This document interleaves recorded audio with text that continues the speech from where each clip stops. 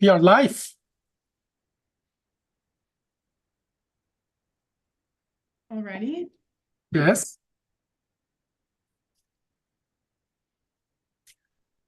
Hi guys, thank you for joining. We are live.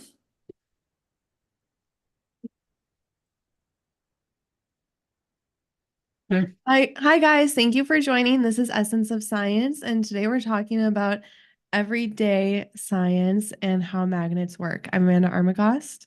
And I'm Dr. Bossi for Essence. Now, I don't believe there is a single boy that hasn't been,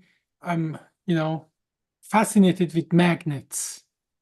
Did you ever work with play with magnets when you were young, Amanda? I didn't really play with magnets. I guess I had those rocks that would they were kind of magnetic rocks, but or I guess I would play with like a thin plastic or something and move the magnet around.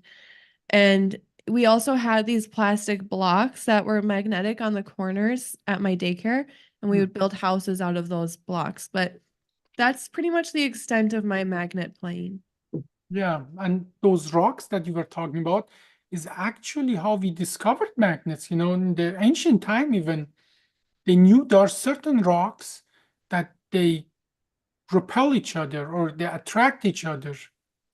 And not long after that, we discovered that those rocks or certain element of those rocks, if you just leave them be in a like a on a leaf or on water, they orient themselves in certain ways that you can use that to find your orientation. So this is a very, very old observation that we have. Did you ever think why the magnet? Like, what do you feel when you bring two magnets? Did you ever think about that? Yeah, I've thought about like the pressure that you feel when you're putting two magnets together, like either Mhm. them pushing apart or pulling together. But to be honest, I've never really thought about or wondered why are they doing that. I've just Mhm. observed that they are doing that. Yeah, well, in your home, where do you think in your home there are magnets that right now making your life possible? Um, I know that there's magnets on the corners of Corners like of what? the walls. There's like these metal things that are magnets. So then the walls are more strong on the corners, and when you hit them, they don't get dent like the um that material, the sheetrock doesn't get damaged. Oh, that's not a magnet. That's just a metal. That Yeah, just but it's a magnetic metal. You can put magnets on it. well, it's a magnetic metal. Yes, yes. Mhm. But it's not actually that metal. It's just steel. That just a steel sheet that they put around the corners. And obviously, you just mentioned that there are magnetic metals and there are non-magnetic metals. Mhm. And did you ever think, obviously iron is magnetic and steel is a alloy of iron is magnetic. But there are two other metals that are magnetic, but all the other metals in the whole universe are generally not magnetic. But did you ever think about that? What makes something magnetic or not magnetic? Did you ever think about that? No, what makes something magnetic? Yeah. Well, you notice that on the corner of the walls to make it strengthen it, they under the plaster, under the gypsum or whatever plaster what they use, they put a corner block that's made of steel Yeah. to make it stronger. Obviously, steel or iron is magnetic. And then the nickel and cobalt are as well to some degree magnetic. But I'm sure you have tried one of the way to prove that something is not gold is use a magnet because gold is not magnetic. That's the I first never thing they do. If you try to go and sell your gold to somebody in a pawn shop, first thing they do, they put a magnet on it. But obviously, not everything that there are so many metals that are not magnetic, like aluminum is not magnetic, like thin or thin or um, copper. They're all not magnetic metals and so on. But and that is as well that we discovered early on that There are few metals magnetic, and there are lots more metal that are not magnetic, but it just happens to be those metals that are magnetic, we use them more and more in our everyday life, like iron. Why? Yeah, what now? Let's now you have to make me go thousands of years back. I cannot answer that without going 1,000 years back. You know, the human history has a so-called Stone Age, right? Hmm. What is the hallmark of the Stone Age? I don't know. That we use stone to create tools. That was because stones are everywhere. And Yeah. certain stones, especially like obsidians, they can be chipped in a way that they make them really sharp. It's very important now because in the most of South America, metal was a rarity, the new gold, but iron and so on, even copper or bronze, unheard of. Because they had so much access to obsidian, which is a very sharp stone, they didn't really need to develop any metal. But in Europe, pretty early on, we moved from Stone Age to Iron Age or Metal Age, and we start using one of the first things we start using as a tool was copper. Copper, because copper is a semi, I would say, noble kind of metal that you can have uh, you can have actually copper as a copper nugget, and then you just have to melt it and then make tools with it. Copper is very soft though. Then we discovered if you mix copper with some other alloys like thin, Tin, you mean? tin, then you get bronze.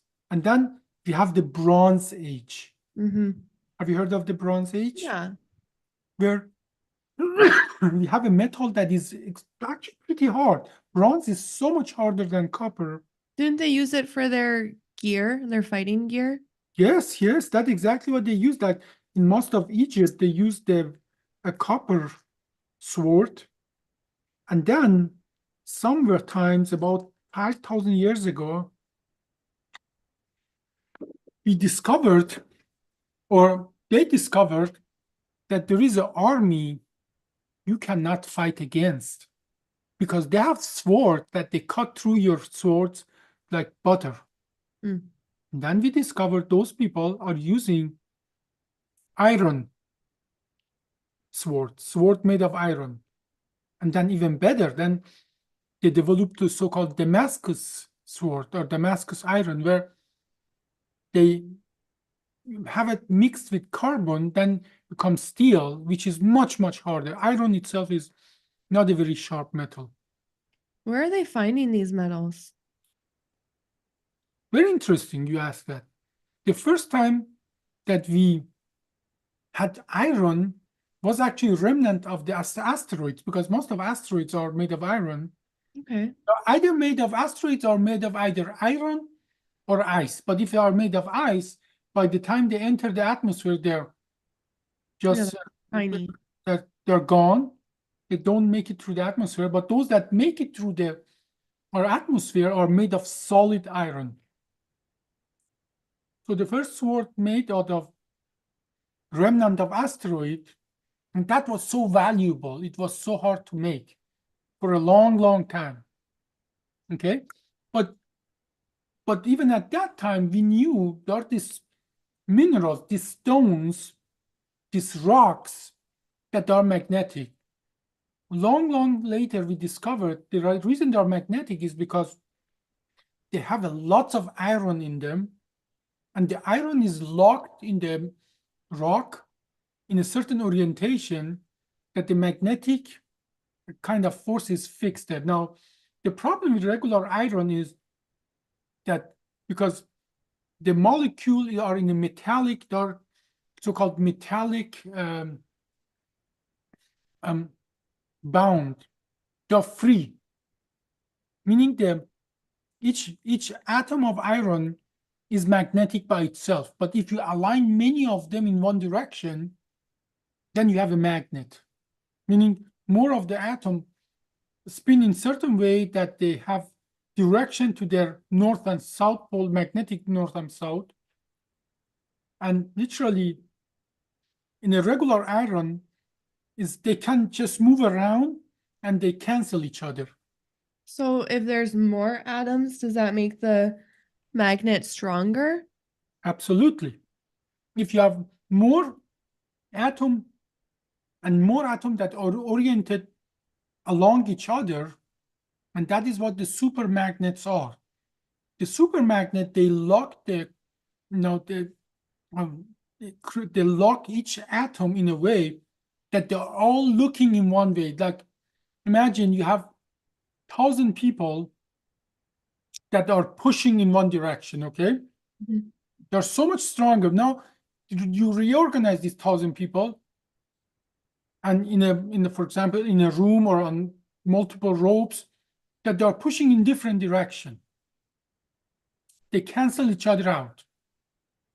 But now, if you come with a strong external magnet, and that strong external magnet orient all these internal molecules of iron, like imagine somebody comes and very famous person, and all people now look in one direction and push or pull in one direction together.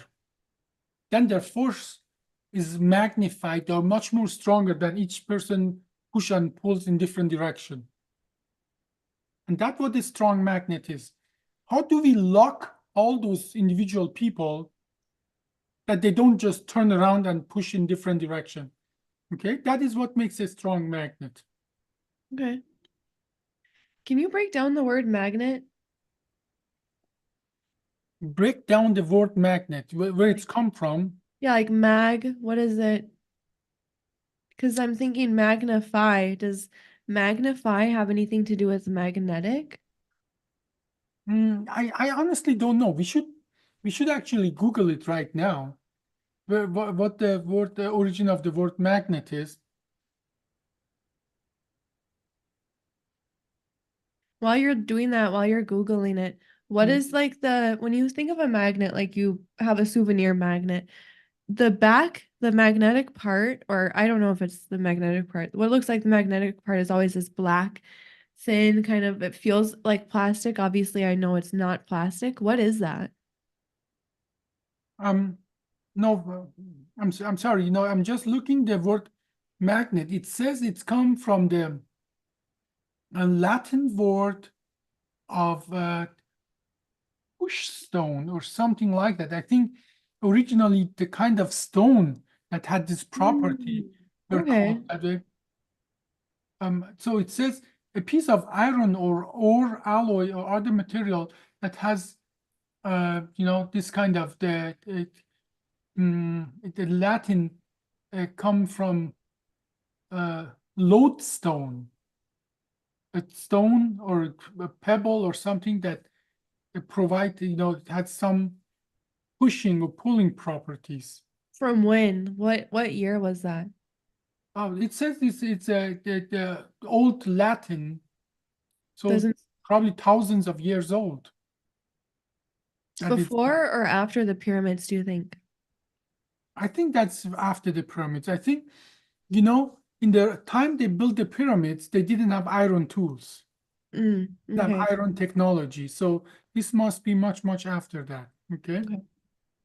So coming around that, the reason that you can put a magnet on the cornerstone of your house where those iron is, even though iron itself is not a magnet, is that when you bring the magnet close, it really aligns the atom of that metal in a direction that it makes the other metal magnet. Now, in a regular iron or steel, as soon as you take it away, the atom just reorient themselves, and then again, even though individual atoms are magnetic, the randomness get rid of the magnetic property of the iron itself, and But I think what's very important here is that eventually we figured out how to keep that magnetic property still in place. Have you noticed that most of the magnet that you use, if you try to bend it, it breaks. It's not bending. It's not like a metal. Doesn't act like a metal. It acts more like a stone rather than like metal. Even though it's made out of metal, but if you take like a regular bar magnet, and if you try to bend it, it won't bend. It will break. I think I'm more used. No, I haven't noticed that because I think I don't really use the same types of magnets as you. You're definitely using magnets for different reasons than me. A lot of the magnets I have are like those thin touristy ones that are actually very bendy. It's Yeah. almost like a plastic. They are actually not like plastic. They're actually in rubber. What they do, Mhm. they put that individual, individual like, small powdery material. They put it in rubber or plastic. They put an external magnet, and then they cool it down, and the magnetic kind of property is fixed in place. I actually used to own that kind of powder because I used to love doing my nails. And there's this nail technique where you can put that powder on your nails and then you get a tiny magnet and you can move the little powder around to make designs. Actually, it's Then really you cool. and then you lock it in place with some lacquer or something. Yeah, and then you put some clear polish over it and then UV light and stuff. Yeah, and that is exactly what we produce a magnet. Otherwise, as soon as you let it be, they reorganize it and the magnetic field is gone. Now, most of professional magnet is done by having some other material that breaks the crystal property of a metal. Because in the metal, electrons are just freely flowing and the atom can reorganize themselves. You have to fix it in place. So either with other metal or other material or just carbon or something that prevent once you put it there, you put a strong outer magnet, and then you either cool it down or heat it up or do something or put material like a lacquer or plastic to keep them aligned. Okay. And that's how you create the magnet. And I think much later we noticed there is another way of creating a magnet. Like that's a way that Vikings found out how they can navigate actually. Okay. Because Vikings, they used to have every few years, they had to replenish their what they had with raiding. Mm-hmm. That was their way of life. Now let's go. Next year we are going to go raid south, north, and so on. But then they became good navigators because they had to use their tiny, ships to go around. What they found out is that there's a way to make an iron needle so that it always look at a certain direction. Okay, that makes sense. North. Yes, yes, but do you know how they made that needle magnetic? How? They actually took some animal skin and they just rubbed it back and forth or rubbed it in one direction. And that is how you can make a actually needle. Still, you can make a magnetic. Like if you have nothing else, you take a needle and then you take a piece of cloth and then you rub it back and forth. You just rub it in one direction. Now, that is a true magic of the magnet that you have noticed that you get a balloon, you rub it against something, and then it becomes like a statically charged Yeah. electricity charge. And then you can hang it on the walls or some other places. You hold it against your hair and it pulls your hair and so on. Yeah. Have you Yeah. noticed that? Of course. Well, that's not magnetism. That is electricity. That is electricity. But the Viking figured out that with doing that just by trial and error, that If you do that, you make a needle magnetic. Then you put the needle on a small, tiny piece of wood on the water, so the friction is not really huge. And then that needle always looks in one direction, no matter where you are. Hmm. That is what they use for navigation. That's really interesting. Yeah, but that was exactly the moment that we found out magnetism and electricity, in a way, they're connected. Obviously, Vikings didn't figure it out. They were just interested in looting and raping and so on and so forth. So they just found out they were using it to find their way to go to a new village to pillage and rape. That's all they used it for. But later on, we found out that, yeah, what if you rub anything like amber, you create electricity, something that a property that like what they literally did. And you know what amber is, right? Amber Yeah. is like a resin of some kind of trees and so on. Yeah, actually, they just found a full dinosaur tail that's been preserved in resin, and it was like very long and full of feathers. Yeah, nice. It was preserved in amber. Yeah, but now if you take the amber and rub it against feathers or wool or animal skin, then you see that it attracts small little pieces of stuff because it has some static electricity. And amber, because it doesn't let the electricity flow, so the electrical charge stays there. Okay. Okay. And if you bring it too close, have you ever walked on a, like a carpet, and then you touch Oh, something, all of yeah, a sudden, all the time.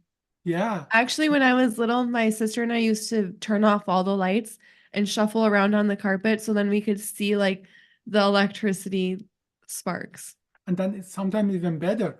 One of you goes around on the carpet, the other one stands around. And then when you touch each other, actually a spark flies from one finger to another. Yeah, we used to do that to my dad to bully him. Now, the interesting part is that in 1600, 1700, we noticed that phenomenon and electricity are somehow connected. Hmm. 1800, we actually understood a lot about it, and that the electricity and magnetism they're not the same, but they are connected.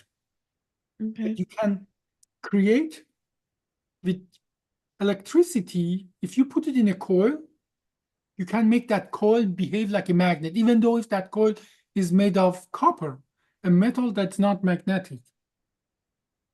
Okay. Interesting. Yeah. And then we found out that if you have a magnet and you move a wire against that, that can create electricity. So is lightning attracted to all metals or just like metallic? Now you're talking about lightning in the Earth's atmosphere, right? Yeah. Okay. The different thing about lightning with the Earth's atmosphere is that it has such a high amount of energy voltage. It doesn't matter what it is. Whatever is closer to the Earth, it jumps to it. It doesn't even have to be metal. But now you notice on the big buildings, we put a huge lightning rod. Mm-hmm. So it gets that electricity and transfer it to the Earth, because you don't want that electricity to go through the building. Yeah. Okay? If it goes through the building, because the resistance in the building is higher, then it actually like heats up and explodes that. Whereas if you just put a piece of metal, the resistance is low, and then take the electricity from the atmosphere and send it to the Earth without damaging the actual, whatever building and so on it is. So we are still talking about the magnets, and how we figured out that this interconnection between magnets and electricity. Mm-hmm. And by the way, that microphone you have in front of you, that's how actually it works. Interesting. Okay? So inside of that microphone, there's a piece of magnet, and that piece of magnet is a round magnet, there is a coil around that magnet. That coil of wire, the copper wire, is connected to a diaphragm, like a small little membrane. And the voice from you talking, it vibrates that membrane with whatever frequency that it receives. Yeah, like when you talk, all your voice, all your noises you make are turned into vibration in that membrane. That membrane by itself, it vibrates against that magnet and produce tiny amount of electricity. And the machine, the computer and so on, it amplifies that electricity, digitize it, send it to my computer. My computer literally takes that electricity, send it to my speaker, which is the opposite. That is a magnet and a coil, and it sent that electricity to the coil. And because that coil all of a sudden become a magnet, not a permanent magnet, but a magnet that can repel or attract to the permanent magnet, and it makes that coil just vibrates, and that vibration goes through the air to my ear, so I hear you. Interesting. Yeah. Kind of cute. Yeah, it's very cute, actually. So, another thing that I think, talking about the magnetism in your home, is anything that has electromotor in your home works with a magnet. Like a fridge, Anything that has HVAC. even your hair dryer. Mm-hmm. Did you ever think how your hair dryer works? Well, I know my hair dryer has like this. I have two hair dryers, and my really old one, it's from like the early 2000s. It actually has like a vent on one side where that sucks in the air and then blows out the air on the other side. And there's a fan in there. And I know that because if I get too close to my head, it'll actually suck the hair in on the wrong side and then get all twisted up. Yeah, well, for that to suck the air, it has to produce airflow. Mm-hmm. And the fan part is that what really create the airflow. And there are some coils as well that heats up the air and so on.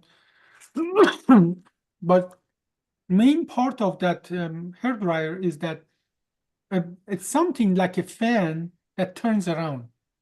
To do that, your hair dryer has two different coils. It doesn't have a permanent magnet, but it sends electricity to those coils, and it creates a magnet in both of them that they repel each other. By repelling each other, and then it produces motion. Now the problem is that a magnet, there are two parts of a magnet: North Pole or South Pole. Opposite attract, same repel. But with the magic of electricity, we can make that once they repel each other, but imagine they repel each other, and then when it gets to the point that this is now the south part, the south come close, the pole change, and then change that they become again same kind of pole and repel again. So that is the advantage of electricity, that by changing the flow of the electricity, we can change the poles. So those pieces in your hair dryer, they always repel each other. So there will be a perpetual motion inside. Okay. That What makes about what about screens? Are screens, do they have magnets like TV screens, phone screens? That's a very good question. The old screens that you probably don't even remember. I remember they would be very staticky and you can like put your hand to it. Yeah, those old screens, like a vacuum tube, they weren't thin. They were like truly like a box. huge box. Yes. Now there was a flow of electron that would come to the screen, but to to guide that electron beam, that the electron beam would go line by line, right to left, and then up to down, and literally move the 25 times a second, would fill the entire screen, literally go line by line and so on, and then go again up line. The way to send that electron beam to like a line that goes every single area of the screen, that was done with a magnet actually. Okay. But current screens are just work differently. They're so-called either light emitting LEDs or plasma and so on. So every electrical charge has a magnetic component to it, but the magnetism is not the main way to produce the light or the screen in the current, in the most recent ones. Okay. Got it. So what else in your house is having a magnetic? I think my AC, like my HVAC system. Absolutely, absolutely. Anything that has electromotor has a, but in our lives as well, not maybe in your home, but there is another a process that we use magnetism a lot, and that is in medicine. Do you know what I'm talking about? Like Nice. blood stuff. No, magnetic resonance tomogram, MRI, magnetic resonance Yeah. imaging, where that's actually a marvel of science by itself, where we create such a high level of magnetism, like the unit of the magnetism is Tesla, rightfully named after Nikola Tesla. Mm-hmm. And now the magnets that you have at your home is like a 1/1,000 of a thousand of a Tesla. But when you go to like a imaging, when you have a broken arm, shoulder, bad shoulder, or brain tumor, God forbid, when you go to those magnets in the MRI, they are like thousands of times stronger than your usual magnet. They are so strong, as a matter of fact, that they make the hydrogen atom in the water align. So Wow. that those hydrogen atom that is usually not magnetic, in a strong magnet becomes magnet-like. And that's a very complex kind of mechanism that when they all are aligned in one direction, that not all of them, as a matter of fact, 7 in 1,000 are more aligned in one direction in the magnetic field of MRI, 7 in 1,000, but that's enough. So they imagine now they're moving in this direction. Now, if you send it, depending on how strong the magnetic field is, if you send the electromagnetic wave, like a radio wave or something like that, they start processing. Processing is, imagine this is turning. This is just turning. I'm turning it back and forth here, right? Turning it. Mm-hmm. Procession is about not only turning, but the axis like have you seen those boys' toys that they put it on a surface and they turn it and it just stays upright and so what is it called? Dreidel. Yeah, dreidel. And then have you seen with like a dreidel, it can turn, but then sometimes it start pivoting around like that. We call that precession. Okay. And that precession, when they turn around, can be, depending on what amount of magnetic field is this hydrogen atom is, they can, when we send an electromagnetic wave, like a radio wave of certain frequency, it can put it in certain precession. Now, if you take that if you literally take that electromagnetic wave, radio wave away, they fall back to to be aligned with the magnetic field and send the same radio wave back. So depending on how much hydrogen molecule is there that is now moving in the precession, it sends that much radio wave back. And if you measure that, you can tell how much hydrogen molecule is in that location, specific location. And that tells you, for example, in your brain, if you have more water or more fat, and that literally helps you to get a picture of inside of your brain. That is high level scientific things, but the fact that it works is unquestioned because I think almost everybody had an MRI sometimes in their life. Yeah, at some point. Have you had an MRI? Have Yeah. you had the MRI? Yeah. May I ask why you got the MRI? I was having like a lot of headaches and stuff, so I got a head MRI. And when you are in an MRI, can you describe it? Because No, I can't describe it because it was like 15 years ago, so I don't really remember what it was like. But for most of the people who are there, you notice they fix something around your head. And that thing is what we call a coil.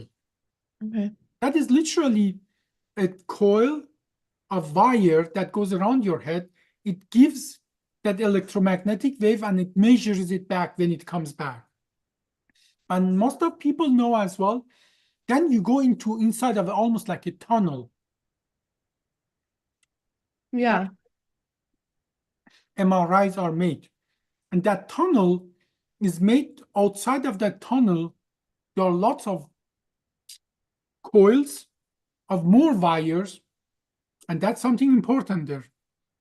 Those wires are cooled down to like minus 270. The only way we can cool those wires that far down is with liquid helium. Okay? So why do we cool them down? Because when we cool them down, we reduce the resistance in those wires, then we can send a lot of electricity without heating them up. And we need a lot of electricity to create a lot of magnetism. Because what MRI does, it makes something that is not magnetic, like the hydrogen atom, it makes that non-magnetic material magnetic by just having a lot of magnetism. And those MRIs are usually 1.5 Tesla or 3 Tesla, which is huge, like to a point that, if you have something metallic there, it shoots like a rocket into that thing. That's why you cannot bring anything magnetic into an MRI room. Yeah, I've always wondered why not. Yeah, because it shoots like a projectile into that. But you need that high magnet to make something like a hydrogen atom that's not magnetic to magnetic. And then when you're there, people as well say they hear this clocking noise. Clock, clock, clock, clock, clock, clock, clock, clock. Those are actual impulses that the coil sent to bring those hydrogen atom to precession. Each of those clocks is a bunch of radio waves that is produced to makes those hydrogen atom, not to be aligned, and they give them energy to process against the the equilibrium in the magnetic field. And that's what that clicking noise is in the MRI. People who have been there, they can usually remember that it is narrow, it is loud, and it's truly a little. Actually, most of people say it is not a pleasant thing to be in a MRI for that reason. Yeah, I know they give you one of those things to squeeze, like to let them know if you need to get out or something, you're getting too claustrophobic. Yeah. Well, that's interesting how versatile magnets are, from just a decoration to a medical diagnostic device. Yeah. So I think we did, for the most of the common purposes, we covered what the magnets are. Yeah, I think to get into the more technical purposes, we should do a separate episode. You definitely should. You definitely should. Well, thank you guys for watching. This was Essence of Science, and today we talked about everyday physics. I'm Amanda and magnets. I'm Amanda Armagost. And I'm Dr. Abbasi for Essence. Thank you for joining us. Thank you.